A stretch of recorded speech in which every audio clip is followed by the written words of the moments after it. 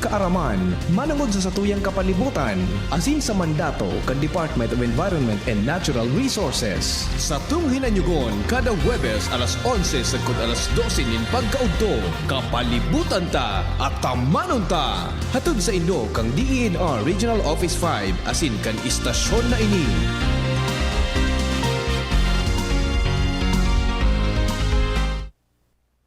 Marhay na aga sa gabos ng mga paraan tabay, mga kaimanwa, kamusta po kamo? Ako po si Joan Monte Castro para sa programang Kapalibutan ta at Amanon ta. Makakairibanin nindo kami ngunya na Webes, Petsa 17 kan bulan in Hulyo taon 2025.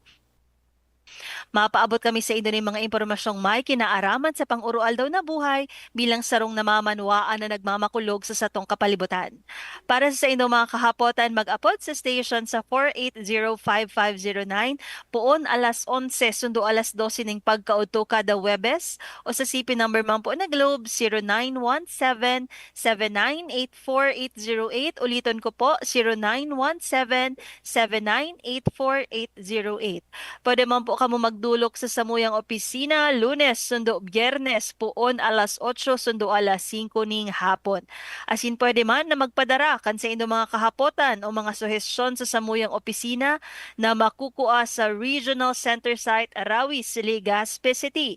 Kami sa Indoma na ang antabayan sa internet asin sa Facebook page Candizi GB.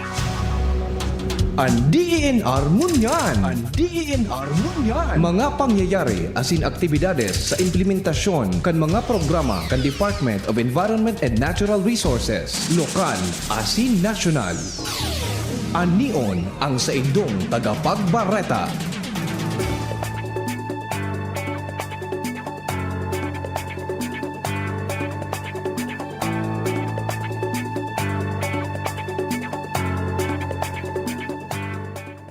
Ini ang katiripunan kan mga bareta sa DENR ngunyan.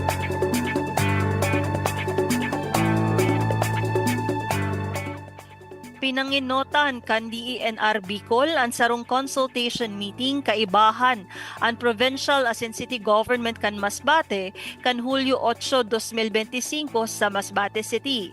Ang probinsya kan Masbate saro sa mga priority areas kan 2025 to 2026 Project Transform o Transdisciplinary Approach for Resilience and Environmental Sustainability through Multi-Stakeholder Engagement na inisyatibo kan DENR.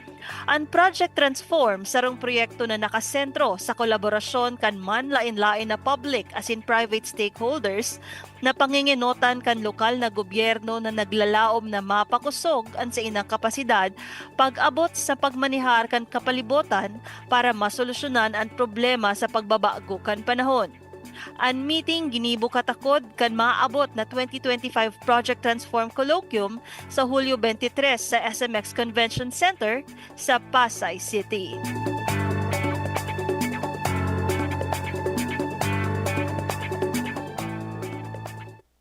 Sa ibong nalado, ang DENR Bicol nagsagibon ng training workshop manunungod sa Enhanced Document Action Tracking System o EDATS as in Digital Records Handling kan Hulyo 15 sa 17 sa DNR 5 Hamada Hall Regional Center Site Arawi, Legazpi City.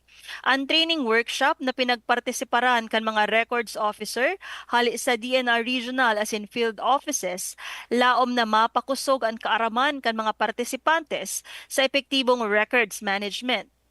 Tinawan doon ni DNR Bicol OIC Assistant Regional Director for Management Services ang importansya kan training na magsirbing giya kan mga partisipantes sa pang-urual daw nindan trabaho.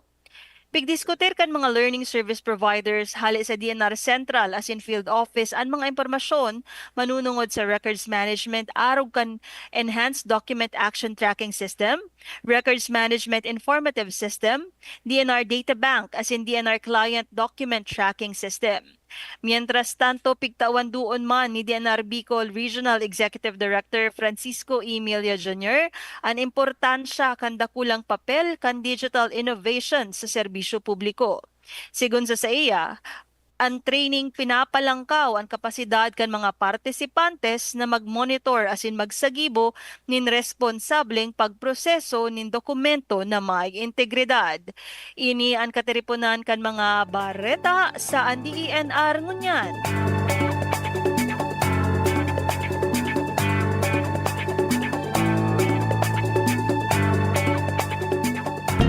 Kapalibutan ko, namumuktan ko. Kapalibutan ko, namumuktan ko.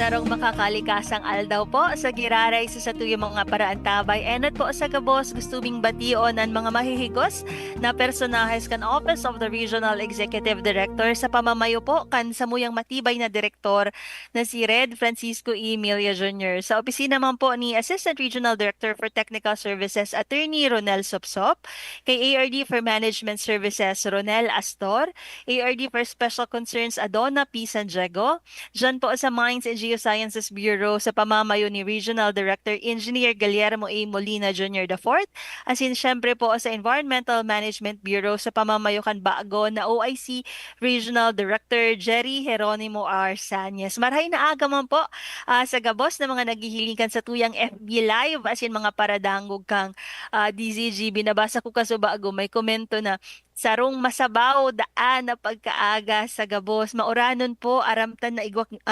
tropical depression krising sa ngunya na aldaw asin actualmente suspendido na ang mga klase sa bilog na Albay dyan na alas 12 dikit na sana pong oras suspendido na ang klase kaya aprobitsaran ta po ang traffic sigurado ko ang mga ina, ang mga ama, masurundo kan sa indang mga kaakian. Kang nag-introduction po ako kang sa tuyang digdi sa programa ta. May nag-text na po tulos. Magandang araw po sa iyo, Ma'am Joanne. Si Sir Alvin po ang nag-text. Good morning po sa imo, Sir Alvin. Salamat po sa pirming pag-antabay kang programa tang kapalibutan ta at amanon ta. As in, sabi ta po, kasi may bagong Direktor ang Environmental Management Bureau. Iyo nga ni po so nakaibahan ta last week kung magigirumduman po nito Tagalog. Kita last week dito sa Maynila namin Tagalog ang sa tuyang programa kang kapalibutan ta at amanon ta tapig diskutir ta ang mga ozone depleting substances.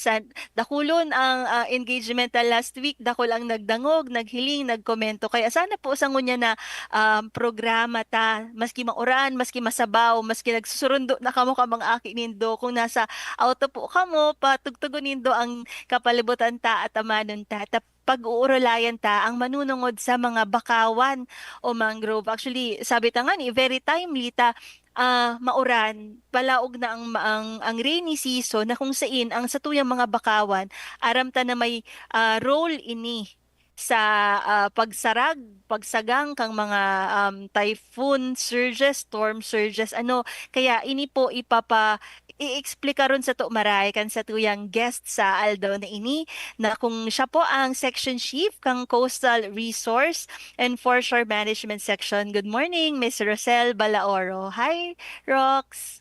Good morning. Yan, sarong Morning din po masabaw sa na akin. aldaw. Hello. Yes, medyo maulan, malamig. Good morning po. So, Miss Rosel Balaoro, ang pag-uurulayan ta sa Aldaon ini manunungod sa mga mangroves o mga bakawan. Actually, aram ko tig-text mo si Ma'am Ansi na igwang pigsiselebrar kita sa maabot na Hulyo 26 ba? Sa Hulyo 26, manunungod sa conservation as in pagprotektar ta kaining mga mangrove ecosystem. So, ano po ba ining tigaapod tang mga mangroves o mga bakawan? Ito yung mga carbon sinks natin na nakatumutubo dito sa ating mga swampy areas or yung medyo masang mga lugar sa ating Mhm. coastal areas. So ito yung mga puno na nakikita natin dyan na sumasangga sa ating mga storm surges. So yun yung So, mangrove. yan pala ang karakteristik. Pag sinabi mong mangrove, maiisip mo siya na madidescribe mo siya as mga mamasamasang naon siya duman sa mga mamasamasang lugar duman ang tubo ining mga mangrove natigpo-protektaran kan sa tuyang opisina. So Ito. siguro Miss Russell, bago kita magpadagos, i-engage ta din ang sa tuyang mga listeners. Aram ko po na palibot igdi sa Albay, maski dyan sa nangani, pag naglakaw-lakaw kita sa Puro, sa Boulevard, may mga naiiling kita dyan na mga mga nakatanom na mga mangrove ecosystems. So, i-text po nindo kami kasi nagtatao po si Shelo ki mga nagtigiling ako maraot ni Shelo ki mga collateral. So, yung mga papremyo po kami digdi sa DENR na ano pa tigtatao ta?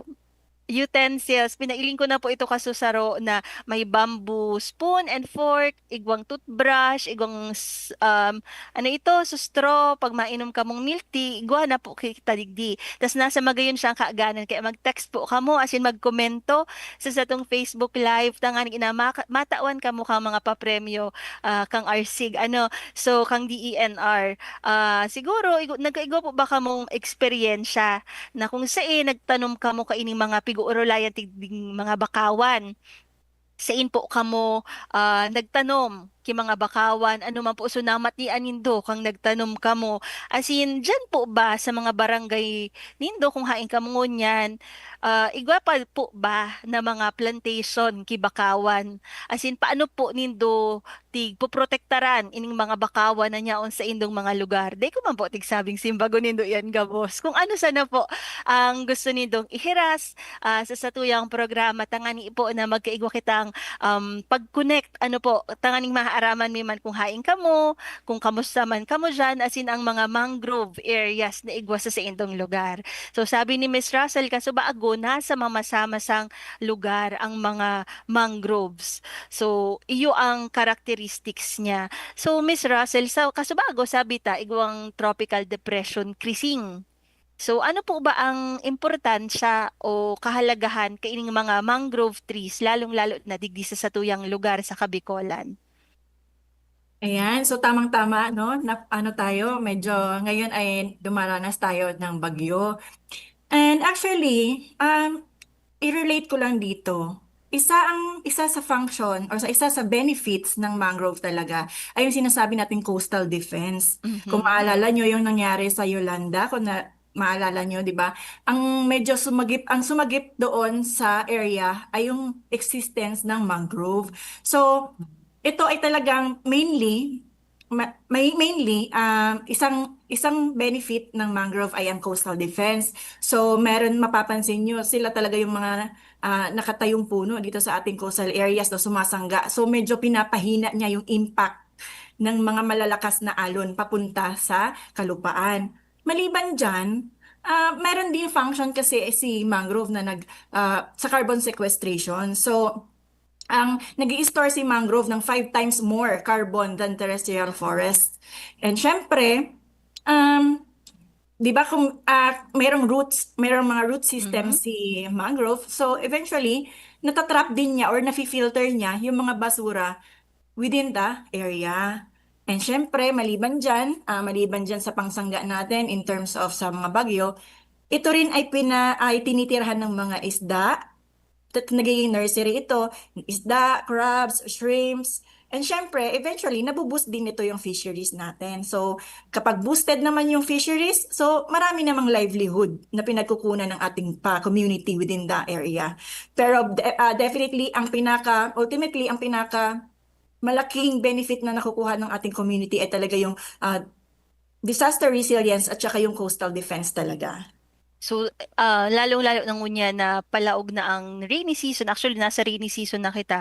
Very helpful, nakakatabang pa lang talaga, Miss Rox, ang mga mangroves for coastal defense. Igwa kitang mga mensahe hali sa tuyang Facebook Live. Si Attorney Vivian Escoto, sabi niya, watching from Penro, Camarines Norte. Good morning po sa inyo dyan. Sa gabos na mga nagdadangog na personahes office kang Penro, Camarines Norte. As in si Ma'am Rosa Betis, good morning po Stay safe all. DCGB, DNR Bicol. Pabati po, Heaven's Friend Agarwood, T-Plants, Bitano staff, Bitano, Legazpi City, Hali, daa po siya sa Malate, Manila. Good morning po sa satuyang mga listeners. Maugma kami, nyaong kamo, nakaantabay sa satuyang programa. So sabi ni Ma'am Russell Kasubago, dakulon na benepisyo ang mga mangroves aside sa ining pagsarag sa bagyo, sa mga storm surges, nyaon din po dyan naka-star ang satuyang mga sira, ang nagigida siyang nursery o dyan nagdadarakula ining mga saradayot na sira, may mga hipon, shrimp, crabs, gari nagutom ako, Mr. Russell. Kung mga tigsabi mo na mga seafoods, Pero, joking aside, yaon po dyan, yan po ang istaran kang sa tuya mga fishes, kaya dapat po kung data yan pagrauton, dapat pong protektaran ta. Siguro, aputon ko si Imo, Mr. Rox, kasi tatatandaan ko dati, may tigsasabi daang bakawan lalaki, bakawan babae. May babae, may lalaki. So ano po ba talaga ang manlain-lain na mga mangrove species na makukuha siguro sa Bicol? Igwa po ba kita digding mga arog kaning lalaki as in babae na mga mangrove? Yes, actually, mayaman ang Bicol region in terms of mangrove species. So sa Bicol pa lang, meron tayong 34 species Mhm. out of the national number of species na 46. So napakayaman talaga ng Bicol region in terms of mangrove species, and lalong-lalo na yung 33 species kasi nito ay matatagpuan sa Bongsanglay Natural Park sa Masbate sa Ticao Island. And also, meron din tayo sa Puerto Diaz, meron din tayong 22 mangrove species. So, when we talk about mangrove species, meron tayong dalawang klase in terms of sa itsura ng mangrove. Kung mapapansin nyo, siguro may mga nakikita na rin tayong mga material sa internet, sa paligid, sa schools, or sa kahit saan. Meron tayong dalawang mangrove na itsura. Yung una, yung mga nakalabas yung roots, yung parang mga paa na nakalabas. Mhm. Yun yung mga Rhizopora. At meron din tayong Abyssinia. Yung mga nakalabas naman yung roots, yung parang patusok-tusok na mga roots. Makikita natin sa medyo maputik or sa may sandy na medyo nakapatusok-tusok yung mga roots nila. So yun, generally, ganun ang itsura ng mga mangrove natin. So talaga palang may iba-iba, di ko ma-pronounce itong Yes. ah, mangrove species na ito. Basta nahihiling tadigdi ang differentiation niya nyaon duman sa mga roots kang mga mangrove na ini asin kung saan siya nakatanom, ini igwang nyaon duman sa mga maputik asin mga sandy areas. So dahil digdi sa tig-explikar mo, Miss Russell, maugma ini actually good news na dakulon palan kitang mga mangrove species digdi sa Bicol region. Sabi ni Miss Russell, ang 46 talaga ang species na igwa. Pero digdi sa Bicol region, igwa na kitang 34. So dakulunon po ito halos maubos na ang mga species na igwa man kita. Digdi magari pwede kitang mag-ambog na igwa man kami kaiyan. 34 over 46 na mga species ki mangrove ang igwa kita. So since arog palan kaini ang data na igwa kita, dakulon kitang mangrove species digdi sa Bicol region. Ano po ba ang mga gabos po ba ini na mga lugar na mga pigmention mo ining Bongsanglay, taigwa kita dyan 33, sa Prieto Diaz igwang 22, napoprotektaran po ba ini kan sa tuyang departamento? Aktibo po ba ang pagprotektar asin konserbar kan mga areas na ini? Pero bago po ini simbagon kan sa tuyang guest, aram ko halabaan sa iyang eksplanasyon sa pagprotektar asin konserbar ka ining mga mangrove areas. Ano po, time check, it's 11:27 in the morning. An oras hatod sa Indokang. Artisan Joint Supplement. Bumabagal ang galaw dahil sa joint pain at arthritis. Mag-Artisan. Plemex for kids. Mommies, agapan agad ang ubo at plemang nakabara. Pambatang lagundi. Plemex! Optin Lutein Capsule. Alagaan ang paningin sa tulong ng Optin. Kitang-kita ang kalusugan ng mata. Plemex. Pag may ubo o hika, Plemex agad. Basta lagundi, Plemex. Red Horse Super, ang shot ng tropa. Liver Aid Silimarine Capsule. Ang good drinks at good food, perfect combo. Isama pa ang Liver Aid. It's liver lover, boys! DENR Antabay. DENR Antabay.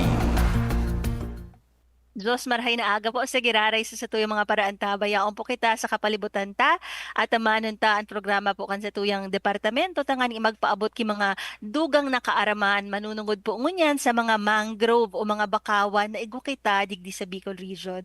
Kaso bago po pig-explicar kan sa tuyang guest na si Ma'am Rosel Balaoro ang manlain-lain na klasik ang mga mangrove, ano ining tigaapod tang bakawan, kung pira ang mga mangrove species na igwa kita, sabi niya nga ni Kasubago, 34 over 46 na species sa bilog na Pilipinas, igwa kita digdi sa Bicol Region. Pero bago po maputol ang sa tuyang programa for the second half kang sa tuyang episode, pig-apot ta si iya kung ini po ba na mga mangrove species na igwa kita napoprotektaran iyan kan sa tuyang departamento. Ma'am Rosel? Yes, actually, when we talk about mangrove kasi, ang mangrove ecosystem kasi, isa lang yan sa 3 coastal habitats natin. So, meron pa tayong corals and meron pa tayong seagrass. So, in terms of mangrove naman, actually, ang DENR naman ay maraming ginagawa manungod papunta doon sa protection and conservation ng ating mangrove. Una, meron tayong ilatag ko lang kung ano yung mga Sige po. general na activities ng ating ahensya in terms of the protection and conservation ng mangrove. So, meron tayong mapping and monitoring, meron mga rehabilitation and reforestation activities, meron tayong policy enforcement and regulation, meron tayong community engagement and education, and meron din tayong resource assessment and planning. Pero actually, meron programa si DENR in relation to the protection and conservation of the coastal and marine ecosystems, which kung saan nabebelong si mangrove ecosystem. So, meron tayong programa na tinatawag na Coastal and Marine Ecosystems Management Program. So, itong programa na to ng DENR ay naglalayon na i-establish, na magkaroon ng is to establish the well-coordinated or well-connected network of marine protected areas within the Bicol region. And meron din tayo para makapag-implement ng sustainable management of coastal and marine resources, effective reduce threats and factors of degradation, and syempre ma-enhance yung ating positive values among our stakeholders, yung sa ating communities, sa ating mga partner agencies, partner NGOs, or partner LGUs, at iba't iba pang sekta ng ating gobyerno at community. And also, syempre, isa din dito sa layo nito ay syempre para makapagbigay ng mas nararapat at mas naaayon na technical assistance ang ating mga employees, meron din tayong capacity building dito sa atin para ma-develop ang skills. So, specifically, meron talagang mga activities ito si CIMEMP. So, meron kaming 7. Una, meron kaming marine protected area network establishment and strengthening. So, under dito, syempre kailangan natin malaman kung ano yung alin ba yung minamanage natin, ano ba hanggang saan yung scope ng ating minamanage. So basically, ang CIMEMP ay within the coastal areas but not limited to the marine protected areas, locally managed areas, marine KBAs.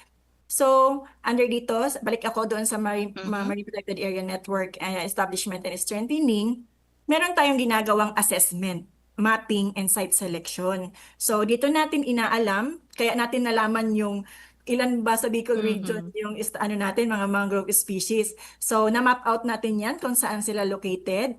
And syempre, kung meron tayong resources, nahanap na natin yung mga resources, meron din tayong management plan development based doon sa ating mga datos na nakuha on field.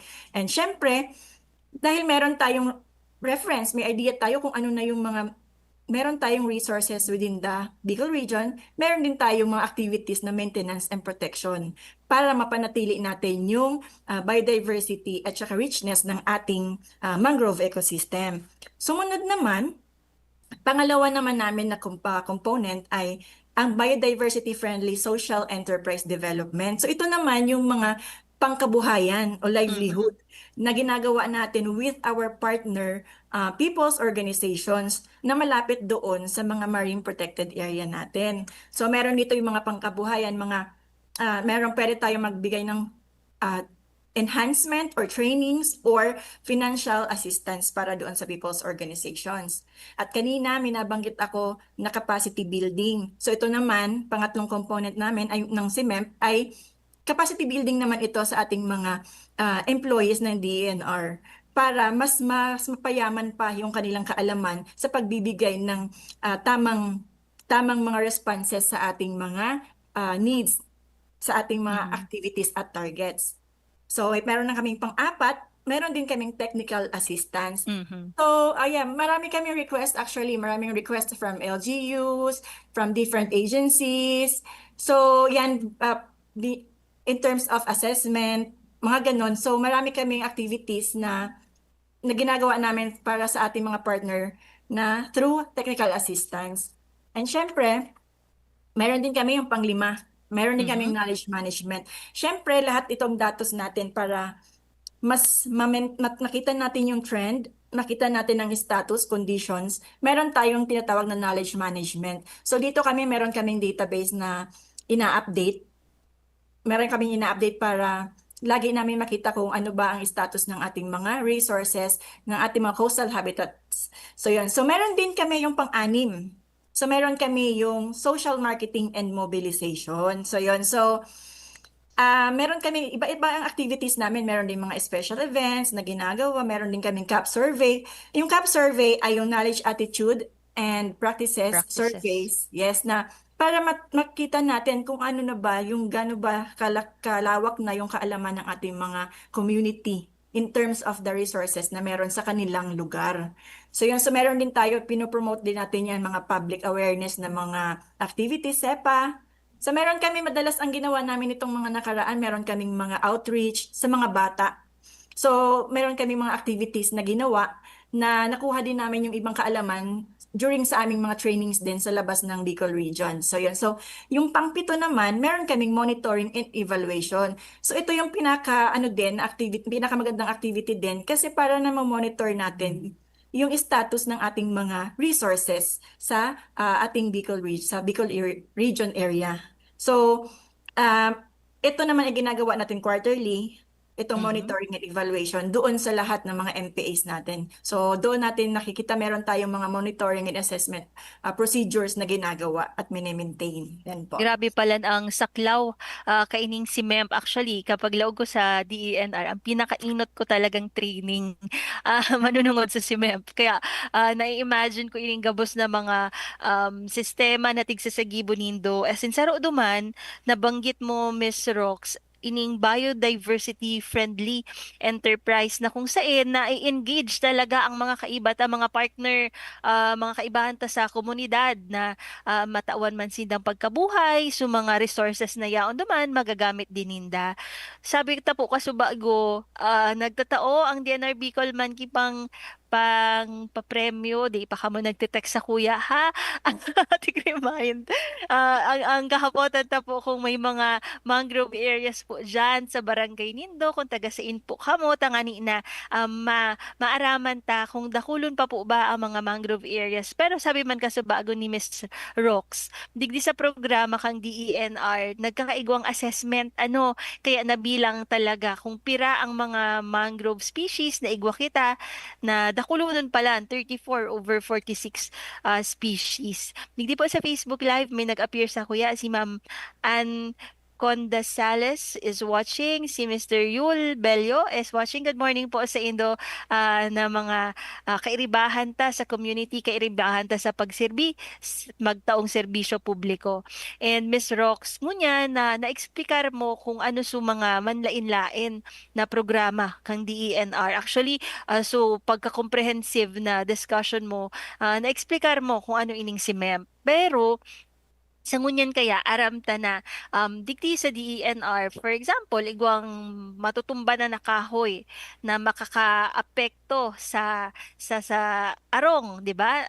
Yan ang concern naman ngunyan pag rainy season ngaya matutumba tutumba so kahoy may matatamaan ang samuyang electric lines. Pwede ba yan ipaputol kang digdi sa barangay? Na-explikarte iyan kapag nagtatao kitang tree cutting permit. Ano po, may mga exception sa tree cutting permit, dapat igwang permiso hali sa DENR bago magputol kikahoy. I believe yang rules for trees na explicar ta kimaray sa mga listeners ta. Pero aram ta na iba ang rules pag abot sa mangroves ano sa mga bakawan. Ah, pwede kitang magputol kikahoy basta makakomply duman sa mga requisitos na tigtatao kang DENR manunungod sa tree cutting permit. Pero ano po ba ang rules pag abot sa mangroves? Bawal ba putulon ang mga mangroves niya o pa po ba sa mga moratorium ta na bawal putulon ang mga mangrove o mga bakawan? Padagos po ba ining rule? As in, igwa bang penalidad sa mabalgar sa batas sa nagputol ki mga bakawan? Actually, total lagban tayo in terms of mangrove. Kasi talaga, ito naman ay kasama doon sa mga tinuturing natin talaga na under ng sa protected area. So, talagang meron penalties. Kasi talagang ano to, pag sinabing mangrove kasi talagang walang excuses. So, ngayon, total lagban tayo in terms of mangrove cutting. Walang permit or whatever in terms of cutting pag pinag-uusapan natin po yung mangrove. Yan, ano, Miss Rox, kasi usually pa kapag una kaya kang mga tao sa community ay kahoy man ngaya ini. So, pigpapagirumdum po kang DENR na igwa kitang total lagban sa mga mangrove species. Bawal na bawal po talaga yan putulon, lalong-lalo na sa mga tao o mga nasa community na nasa baybayin, ano po, na igwa duman ng mga mangrove areas. At least aramta na po ngunyan. Sabi nga ni, the law may be harsh but it is still the law. Talagang bawal po na iroon ang mga mangrove ecosystems na igwa kita. So dahil ligdi sa explanation kan sa tuyang guest na si Ma'am Rox, siguro ang kahapotan ta, igwa pang mga peligro o mga threats na pinag-aagihan ngunyan ang mga mangrove areas sa Kabikolan. Kasi data man masasabing perpekto ang community. Data masasabing warang mga threats. Ano ba ang mga igwa kita? Ayan, so pag pinag-uusapan natin yung threats, nabanggit natin no, yung tungkol doon sa cutting. So actually, ang batas talaga na nagpo-prohibit, marami tayong batas in terms of prohibiting yung cutting ng mangrove. Pero isa dyan, yung RA 7161. Mhm. So yun, so ang sinasabi dito kasi, in terms of threats, isa sa threat natin ay yung illegal cutting o yung pagpuputol ng mga mangrove. Yan, so yun naman ay mga human activities. Isa sa nagko-contribute din ng problema natin sa mangrove ay pollution.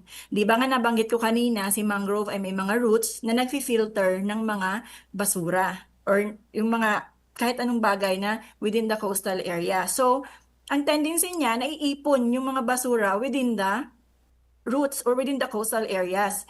So, may nabanggit ko na yung deforestation or yung illegal cutting, meron din tayong pollution, meron din tayong coastal developments or yung na meron yung halimbawa yung mga itinatayong mga kalsada or mga infrastructure within the coastal areas or the mangrove area. Mga land conversion, ano? Yes.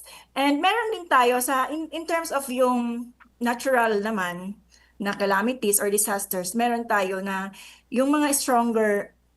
Ngayon kasi 'di ba napapanahon yan, may bagyo na naman tayo ngayon. Medyo napapansin natin gawa ng climate change, mas lumalakas ngayon ang mga bagyo. So yun na, so isa sa nagko-cause ng minsan pagkatumba ng mga mangrove ay yung malalakas na alon. Kasi syempre sila yung sumasangga doon sa mga alon. So meron din tayo yung may effect din si sea level rise papunta doon sa mga mangrove natin. Kasi syempre, kung tumataas na yung sea level natin, so ang mangrove, ang tendency niya, paatras siya ng paatras, papunta sa landward. Pero, syempre, ang mangrove ay talagang nararapat lang siyang tumira doon sa papunta sa mga yun nga mamamasamasang area. So, hindi rin sila makaka-thrive or mabubuhay papunta doon sa landward na which is wala masyadong tubig na tubig na pumapasok. So, yun. So, yun ang kadalasan ng mga threats na natatanggap ng ating mga mangrove. So ini pala na mga threats na igwa o mga peligro, both siya man-made o darakang sa tuyang mga kagibuhan man sana, as in natural, araw kang mga kalamidad na pag nasobrahan ko kikusog ang bagyo, nadadanyaran din ang ining mga mangroves na igwa kita. As in sabi mo kasaba ago, Miss Rox, minsan kapag nagkaigwang land conversion, naginibungayang road or igwa din kitang illegal cutting, which I believe regulated kasi aram na kang mga tao na bawal talaga ining putulon. And ang polusyon, ang satuyang mga basura, permitan tigsasabi na kapag may mga basura, maagi at maagi yan sa satuyang katubigan, sa mga waterways. Kaya mabablock ang satuyang waterways, mabaha. Ano? So, Miss Rox, saro pa dyan, kasi di ba kasubago na banggit ta ang mga biodiversity-friendly enterprises. So, aram ta na may mga kabuhayan na tigigibo sa mga community, which is normal na maghanap buhay kita. So, siguro sa komunidad, igwang mga fish ponds. May tagsadiri ki fish ponds as in kapag nag-aasenso, nag-expand din ining mga fish ponds na ini. Nakakaapekto din ba ang mga arog ka ining sistema sa mga mangrove ecosystems ta? Actually, ang paglagay naman ng fish ponds, may permit din kasi yan. Mhm. Yan. And other mga livelihood na ginagawa within the mangrove area. Actually, in terms naman ng ating BDFE, ito naman ay consulted sa PAMB at sa BIFAR. Kasi meron ding standards kasi si BIFAR. So, dapat standard din yung ating paggawa ng ating mga pens in terms of yung mga aqua silviculture na practices. In terms of effects, yung binabanggit mong effects, kaya mahalaga na dapat naka-align tayo sa standards kung paano ba magtayo ng fish pond, yung capacity niya, and even other aquasilvicultural practices. Kasi, di ba alam naman natin na mga isda, pag nasa fish pond, ay may binilalagay tayong feeds Mhm. or treatment. So, eventually, actually, kung naipon ng maipon, marami, may chemical content din kasi yung feeds na may naiiwan. So, may effect siya somehow in terms of dun sa water quality. Kaya dapat regulated lang talaga siya based doon sa standard lang kung paano ba ang tamang pag-manage at pag-operate ng fish ponds at na other aquasilvicultural practices. So, kaipuhan talaga ang regulation kang Yeah. mga tigigibo ta sa community. Igwa kitang message sa Facebook Live. Si Ma'am Rosa Betis, good morning. Pabati ma'am po. FC Sorara Integrated Farm, Labnig, Tabaco City. Hello po dyan sa mga taga-Tabaco from Malate, Manila. Thanks po sa program Information Caring to Our Mother Earth. Maraming salamat din po sa imo, Ma'am Rosa. Kasi pirmi ka po nagaantabay sa tuyang programa. Pirmi po nababasa sa imong mensahe and sa gabos po na bilog na pamilya ni Ma'am Rosa Betis. Kasabago, Miss Rox, nabanggit mo na sa mga threats, mga peligro na igwa ining pinagaagihan kang mga mangrove araw kang land conversion, illegal cutting, basura, fish pond expansion, as in mga natural phenomenon, mga force majeure. Ano naman po ba kita makakatabang? Siguro mga nagdadangog sa tuya ang mga fisher folks, ang mga yaon sa nakaistar sa may baybayin. O maski nga ba ko nakaistar duman, paano kita makakatabang sa pagpreserbar kaining sa tuyang mga bakawan given na madali na ang selebrasyon kang International Day sa July 26 para sa mangrove conservation? Ayan. So, actually, bilang individual, bilang individual na may pag-care sa ating environment, marami tayong pwedeng gawin in terms of protection and conservation ng ating mangrove. Una, pwede tayong mag-participate sa mga mangrove rehabilitation activities. Nabanggit mo kanina nung opening natin na marami din, di ba yung isa sa question natin na may maraming mangrove na nagkalat dito sa ating Bicol sa area, sa Bicol region. So, marami tayong activities and other partner other partner agencies or NGOs, LGUs na or other stakeholders na gumagawa din ng mga initiatives in terms of reforestation. Even tayo sa DNR, meron din tayong mga mangrove rehabilitations and reforestation. So, meron tayong mangrove planting. So, bilang individual sa community, pwede tayong mag-volunteer na mag-join doon sa mga planting activities natin. And syempre, simulan natin sa bahay, sa sarili nating tahanan. I-reduce natin, bawasan natin yung pollution. So, syempre, no to single-use plastics, syempre. Tapos, syempre, yun na nga, i-promote natin ang proper waste segregation. So, sa maliit na bagay na yon, malaki ang impact sa ating environment at sa ating mangrove ecosystems. Another, pwede tayong mag-support sa sustainable practices. So, i-avoid natin or wag natin tangkilikin yung mga produkto na sinabing galing mismo sa mangrove. 'Di ba sinasabi ng iba, magandang pang ano daw, yung maapoy daw ang puno pag ginawang uli. Ala. Pero no, wag natin i-support yung ganon, syempre. So wag natin yun itangkilik kasi syempre mas mahalaga ang proteksyon ng buhay na mangrove kesa sa pinutol na mangrove. So yun, so piliin din natin ang mga seafoods na kakainin natin. Yung bibilhin lang natin ay yung mga pwede talagang bilhin. Yung hindi mga endangered or yung mga rare species. So another, makiisa tayo sa pag-raise ng awareness at sa pag-educate ng ating, educate in terms of mangrove protection and conservation. Bilang parents, pwede natin kausapin ng mga anak natin, pakilala yung mangrove, yung kahalagahan ng environment. So yan, so another pwede natin gawin ay engage in community stewardships. So yun na, pwede tayong makisali sa mga environmental groups sa ating community. Yung mga nagkakandak ng activities towards sa ating mangrove protection and conservation. So i-advocate natin yung mga mangrove friendly policies. Pwede tayo doon pwede tayong mag-request, mag-suggest sa ating barangay kung ano yung naisip natin kung meron tayong mangrove. Ano ba yung policy na pwede nating i-suggest, ipatupad. Basta ikagaganda ng ating mangrove ecosystem. And another, doon naman sa ating mga areas na may marami talagang mangrove, na meron mga kinakandak na mga tourism activities, i-promote natin, magtumulong tayo mag-promote ng ecotourism within those areas. And lastly, pwede tayong mag-contribute doon sa citizen science. Kasi ngayon, meron ngayon updating na ginagawa ng mapa. So, ayun, meron tayong ginagamit na ODK, collect software siya application siya sa cellphone na pwede tayong mag-contribute ng information na ay dito may mangrove dito. So pipicturean mo lang yun, lalagay mo kung anong information. So in that way, na-update yung ating mga resources na i-map out natin, na ilalatag natin sa mapa kung nasaan pa ba ang meron pa palang mga mangrove areas. So yun, so marami tayong choices bilang individual. So kayang-kaya natin tong gawin.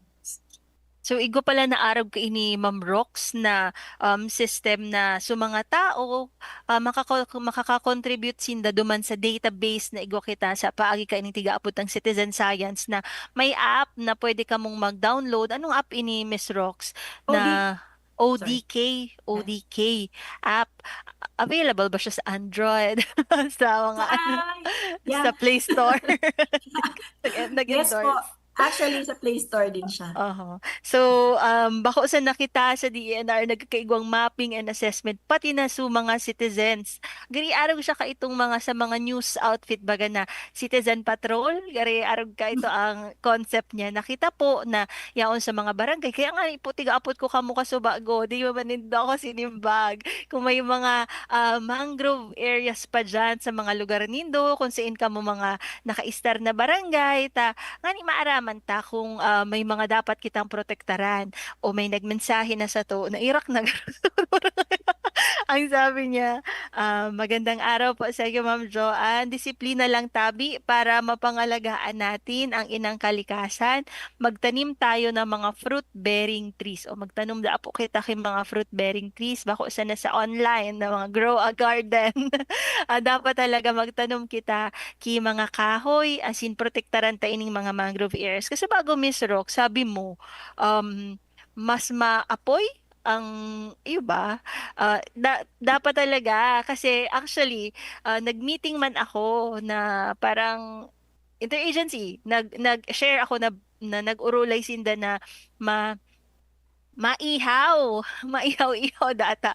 Maswimming, tas tig-remind ko sinda na bawal po magamit ki mga uring na arag yan, mga pinutol na kahoy. Kulang pa minsan ang awareness kang iba. Ang aram ko pwede bao sa mga uring na bao kasi bako man siya kahoy. Pero pag po ang ginamit ang uring hali sa kahoy araw ka inintig sa ali sa bakawan o mangrove bawal po iyan. Pero kung maihaw po kamo, taaram ta masiraman talaga ang um, inihaw na liempo. High blood kita. Ang gamitan ta na lang po so mga bao ta na uring ta ano ito mas magagamit ta. Tama ba ang advice ko Miss Rox? Hali sa sa NGP, sa CDD, anong tamang data? Ipakorek ipakorek sa host. So Tama Miss man. Rox, tama man da, tama man da. Tama yan. Igo ka po bang share siguro na mga success stories kasi aram ta na dakol ang programa kan sa tuyang departamento. Dakol ang mga natabangan na mga people's organization kasi kada month of the ocean igwadigding mga naga-showcase kang sa indang mga tinda na mga dried fish, mga kung ano-anong hali sa kadagatan. So may ma-share ka ba sa muya na success stories hali digdi sa mga people's organization na igwa kita? Yes, actually meron kaming maraming people's organizations. Ano po? So babanggitin ko na lang yung iba pang people's organization namin na nagkaroon ng talagang masasabing ko na rin na successful in terms of yung sa operation nila sa paggawa ng ating mga biodiversity friendly enterprises. So meron kami yung people's organization na ANIC. So Mhm. dito yun siya located sa within the PO siya, within the TBPPS and located siya sa Bulan.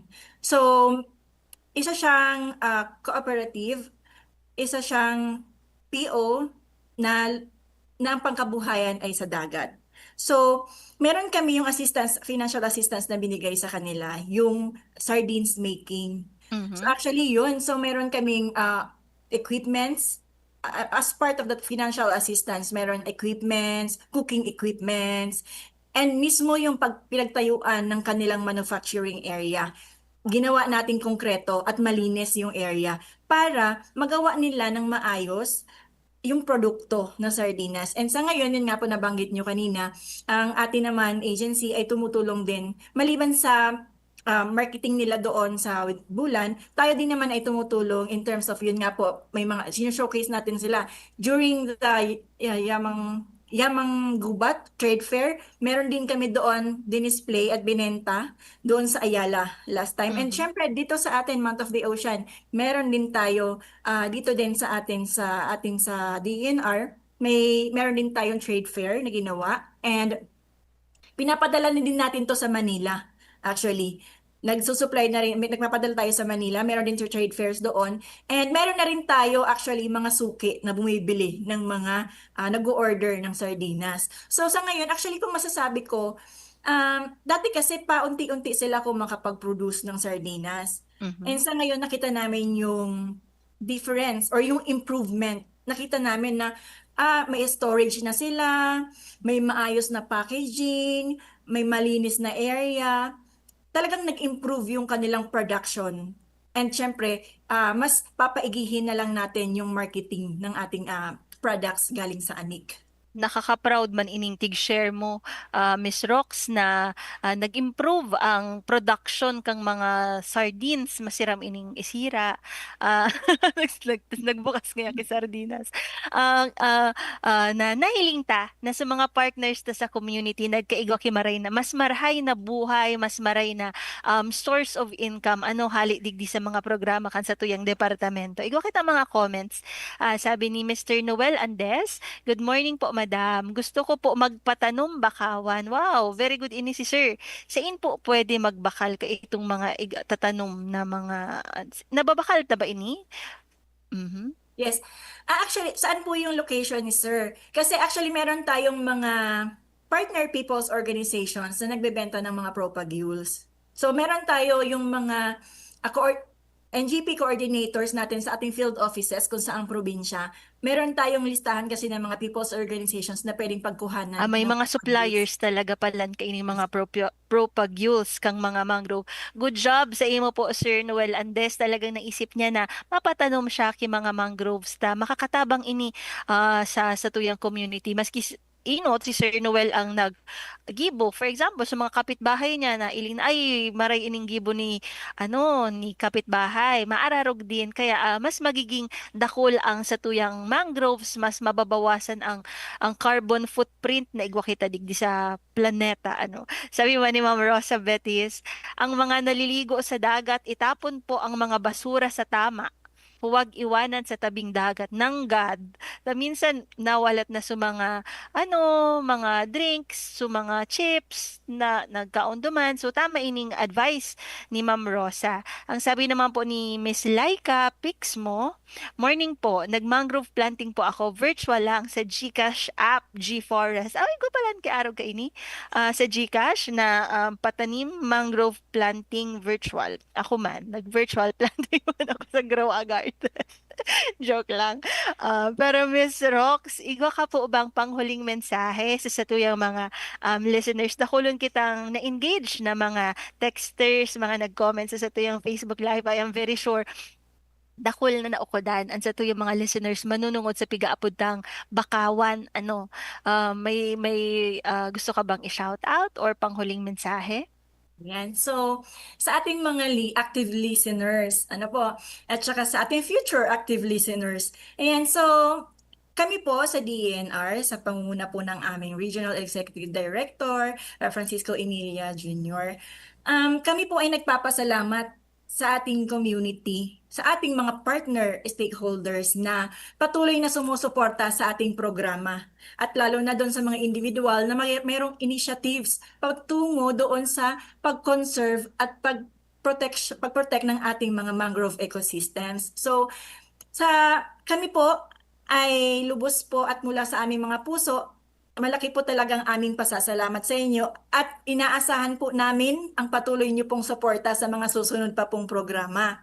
Ayan po. So, panghuli, gusto ko lang naman po, Ma'am Jo, mag-shout out. Pwede ba Sige mag-shout lang. out? Pwede, basta ika. Yun ang pinaka-antay ko, Char.